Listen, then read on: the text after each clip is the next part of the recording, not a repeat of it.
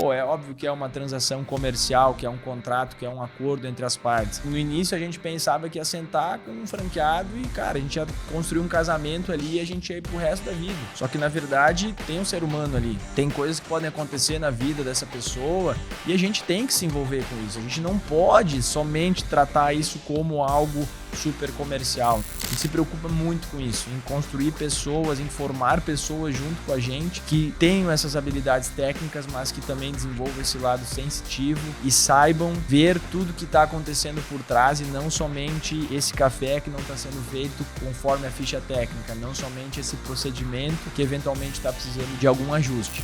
Um negócio é o reflexo da energia e do momento que aquela pessoa, que o líder que dá a batida tá. Então, se a gente tentar atuar só nas coisas lá da ponta, lá nas coisas super técnicas e não mexer na raiz daquele problema, a gente dificilmente vai ter resultado.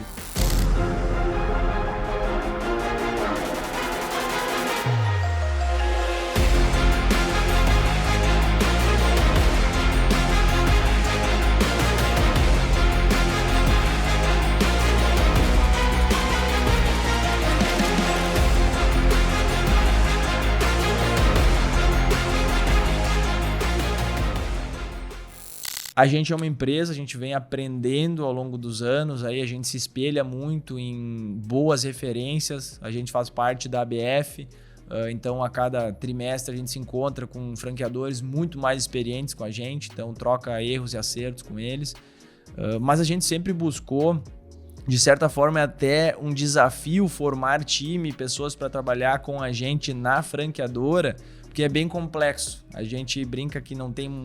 Te traça algumas regras, mas todas as regras têm exceções. E por que elas têm exceções? Porque a gente sempre leva em consideração a sensibilidade, o lado humano das nossas relações com os franqueados, né? A gente faz negócios, mas são feitos por pessoas. E a gente leva muito a sério isso. Então a gente entende o momento de cada uma das pessoas. A gente aprendeu isso ao longo do tempo, né?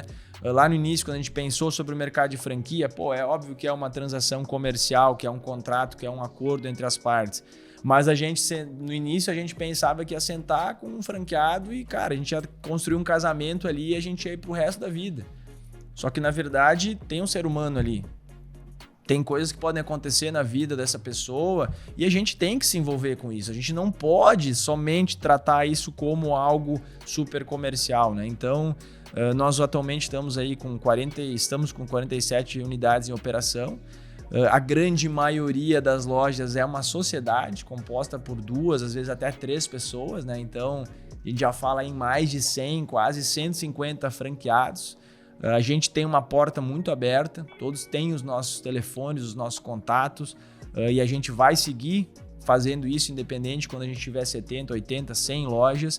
Claro que a gente vem desenvolvendo ao longo desse tempo pessoas para não é nos substituir, mas para poderem contribuir nesse suporte também e serem específicas em alguns suportes, né?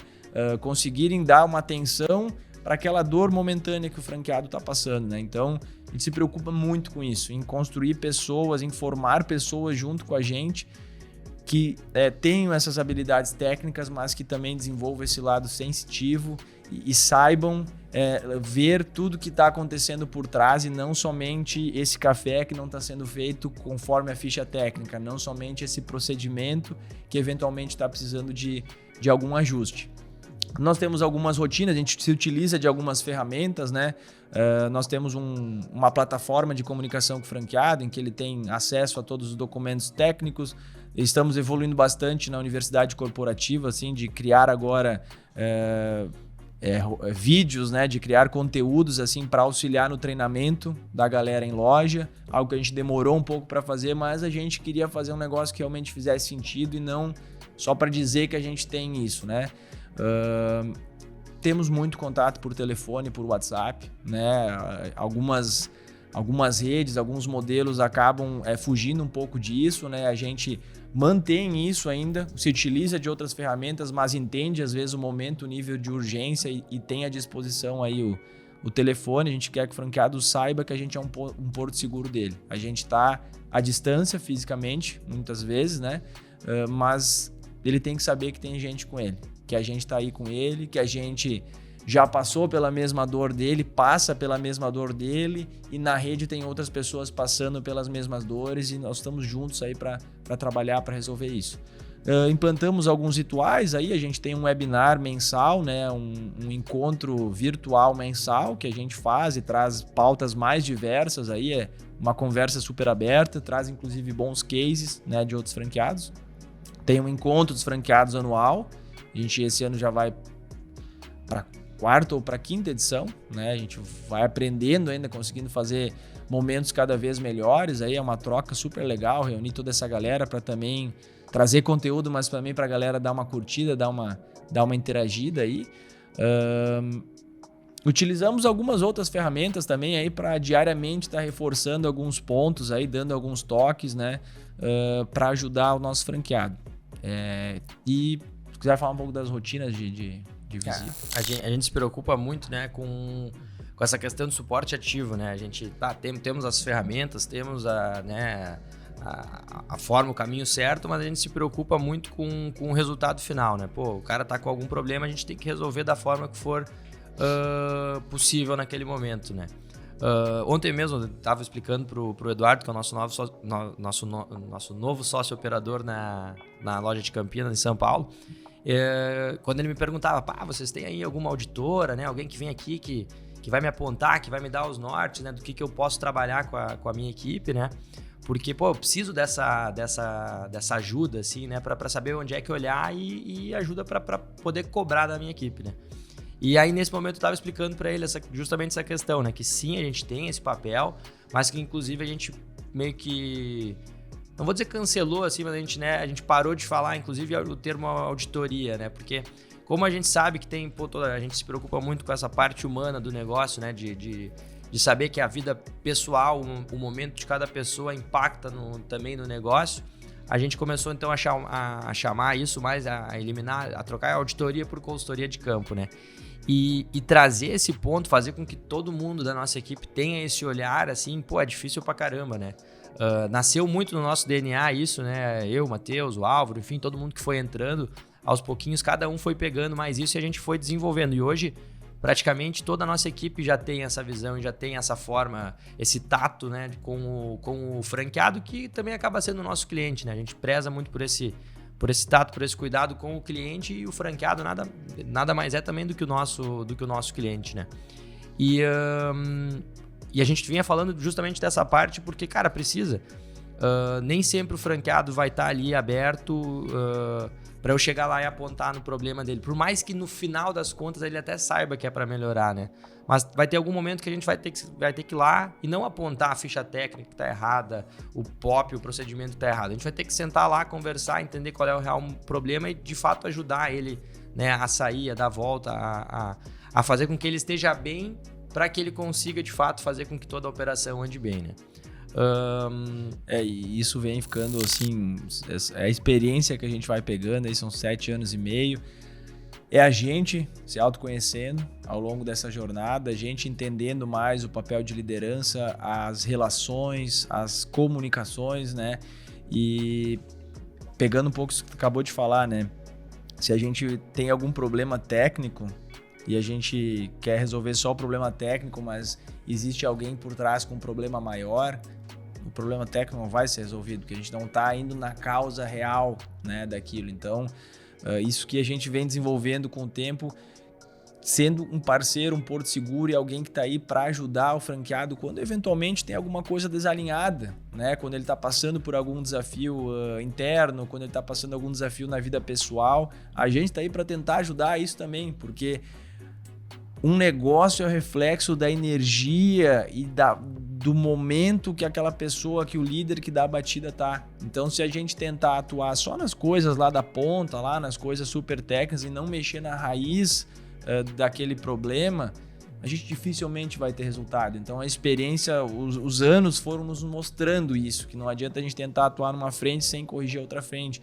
Mas isso é super desafiador, né? Isso leva tempo, leva 2 anos até uma pessoa que trabalha com a gente conseguir desenvolver melhor essa habilidade, conseguir desenvolver essa sensibilidade.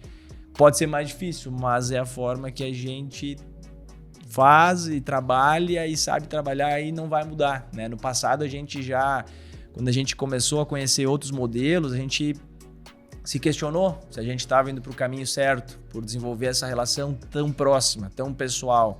E hoje a gente vai criando mais confiança de que sim, é desafiador, mas é o caminho que a gente sabe trabalhar e é o caminho que a gente é em cima desse pilar que a gente vai seguir construindo a nossa empresa, né? Então é desafiador, mas é legal também. Pô, a gente sente prazer em ajudar as pessoas, em ajudar quem está querendo ser ajudado, em ajudar quem levanta a mão e pede ajuda. Eu não consigo imaginar a gente negando ajuda para alguém que está realmente aberto e querendo a nossa ajuda.